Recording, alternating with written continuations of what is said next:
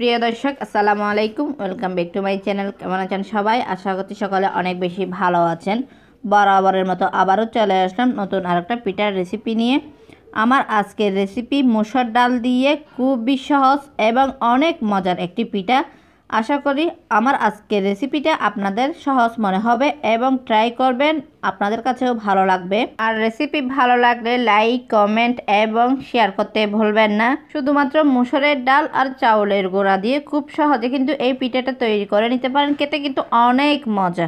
একবার হলে বাসায় ট্রাই করবেন, তাহলে বুঝতে পারবেন এই পিঠাটা কত টেস্টি। তাহলে চলুন শুরু করা যাক। প্রথমে আমি এখানে 1 কাপ মসুরের ডাল নিয়ে নিয়েছি। দেখেন আমি ডালগুলা ধুয়ে ভালো করে পরিষ্কার করে নিয়েছি। দেখেন আমি এখানে অল্প করে পানি দিয়ে দিয়েছি, আমি স্বাদ অনুযায়ী লবণও দিয়ে দিচ্ছি। এখন আমি ডালটা সিদ্ধ হওয়ার জন্য বসিয়ে দিচ্ছি। আমি ডালটা কুক করে নিচ্ছি। দেখেন ডালটা প্রায় সিদ্ধ হয়ে গেছে। আমি এখন ডালটাকে ভালো করে একটু ম্যাশ করে নিচ্ছি যেন দানা দানা না থাকে। তার জন্য আমি এরকম একটা হ্যান্ড হুইস নিয়েছি। আপনারা চাইলে হ্যান্ড হুইসের পরিবর্তে ডাল ঘুটনি দিয়েও কিন্তু ম্যাশ করে নিতে পারেন। দেখেন হয়ে গেছে। আমি এখানে নারকেল কোড়া দিয়ে দিচ্ছি 1 কাপ। আপনারা চাইলে স্কিপ করতে পারেন নারকেল কোড়াটা। আমি এখানে ফ্রেশ নারকেল কোড়া দিয়ে দিয়েছি স্বাদটা বাড়ানোর জন্য।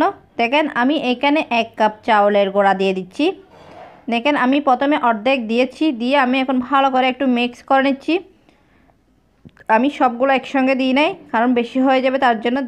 দেখেন আমি পিঠার ডোটা তৈরি করে নিয়েছি। এটা হয়ে গেছে। আমি এখন নামিয়ে ভালো করে একটু মতে নিচ্ছি গরম থাকা অবস্থায়। দেখেন আমি মতে এক পাশে রেখে দিয়েছি। এখন আমি শিরাটা তৈরি করে নিচ্ছি। তার জন্য আমি এখানে 1 কাপ চিনি নিয়েছি। দেখেন আমি এখানে 1 গ্লাস পানি দিয়ে দিচ্ছি, কারণ এই শিরাটা পাতলাও না বেশি ঘনও না, মিডিয়াম হবে। দেখেন মিডিয়াম করে তৈরি করে নিচ্ছি। দেখেন আমি নেড়েচেড়ে চিনিটা মিক্স করে নিয়েছি। এখন শিরাটা আমি তৈরি করে নিচ্ছি। আশা করছি আজকের রেসিপিটা আপনাদের কাছে ভালো লাগবে। ভালো লাগলে প্লিজ আমার চ্যানেলটা সাবস্ক্রাইব করে পাশে থাকার বেল আইকনটি প্রেস করে রাখবেন, আমাকে সাপোর্ট করবেন।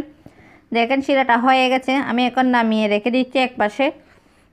দেখেন ডোটাকে আমি আগে থেকে একটু ভালো করে মতে নিয়েছি, এখন আবারও একটু ভালো করে মতে নিচ্ছি। মতা হয়ে গেছে। দেখেন একটা সফট ডো তৈরি করে নিয়েছি। আর দেখেন আমি এরকম একটা সস নিয়েছি। আপনারা চাইলে ডিজাইনটা কিন্তু হাতে করে নিতে পারেন। যাদের বাসায় চান্স নাই তারা কিন্তু হাতে করে নিতে পারেন ডিজাইনটা। দেখেন আমি কিন্তু আজকের রেসিপিটা অনেক সহজ করে দেখানোর চেষ্টা করেছি। আশা করছি আপনাদেরও ভালো লাগবে। দেখেন আমি একটা পিঠা তৈরি করে নিয়েছি। দেখেন কত সহজে এই মসুর ডাল আর চাউলের গুঁড়া দিয়ে পিঠাটা তৈরি করা যায়। খেতে কিন্তু অনেক মজা, অনেক টেস্টি। দেখেন আমি কিন্তু এইভাবেই সবগুলো পিঠা তৈরি করে নিচ্ছি। এই পিঠাটা একবার হলো বাসায় ট্রাই করবেন, তাহলে বুঝতে পারবেন এটা কতটা খেতে টেস্টি হয়। দেখেন আমি সবগুলো পিঠা তৈরি করে নিয়েছি।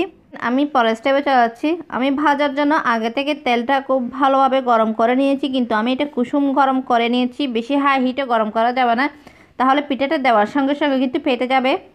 তার জন্য এটা কুসুম গরম করে নিতে হবে। তারপরে পিঠা আস্তে আস্তে করে দিয়ে ভেজে নিতে হবে। আমি আস্তে আস্তে করে ভেজে নিচ্ছি। দেখেন পিঠার এক পিঠ ভাজা হয়ে গেছে, আমি উল্টিয়ে দিয়েছি। এখন আমি তেল জড়িয়ে উঠিয়ে নিচ্ছি। দেখেন কত সুন্দর কালারটা হয়েছে পিঠার, খেতেও কিন্তু অনেক মজা এই পিঠাটা। দেখেন আমি কিন্তু এইভাবে সবগুলা পিঠা তৈরি করে নিচ্ছি। খুবই অল্প সময়ে, খুবই অল্প উপকরণে খুব সুন্দর একটা পিঠা তৈরি করে নিচ্ছি। খেতেও কিন্তু অনেক মজা এই পিঠাটা। আশা করছি একবার হলো বাসায় ট্রাই করবেন, দেখবেন ফ্যামিলির সবাই পছন্দ করবে। দেখেন আমি সবগুলো পিঠা ভেজে উঠিয়ে নিয়েছি। এখন আমি শিরার মধ্যে দিয়ে দিই। শিরা কিন্তু ঠান্ডা হয়ে গেছে। আমি ঠান্ডা শিরার মধ্যে এই পিঠাটা দিয়ে দিয়েছি। এখন পিঠাটা আমি উল্টিয়ে একটু শিরাটা কোট করে নিচ্ছি। আপনারা চাইলে কিন্তু এখন উঠিয়ে নিতে পারেন। যদি শিরার দেওয়ার সঙ্গে সঙ্গে উঠিয়ে নেন তাহলে পিঠাটা একটু ক্রিস্পি হয়, আর শিরার মধ্যে কিছুক্ষণ ডুবিয়ে রাখলে কিন্তু পিঠাটা একদম সফট নরম হয়ে যাবে। আমি কিন্তু শিরার মধ্যে দিয়ে আমি উঠিয়ে নিচ্ছি।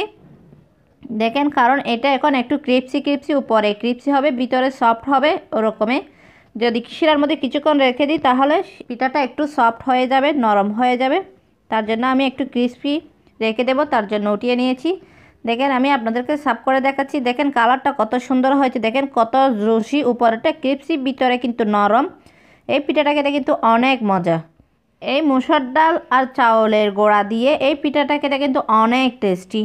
একবার হলো বাসায় ট্রাই করবেন। আর আজকের রেসিপিটা আপনাদের কাছে কেমন লেগেছে অবশ্যই কমেন্ট করে জানাবেন। দেখেন কত জুসি হয়েছে এই পিঠাটা।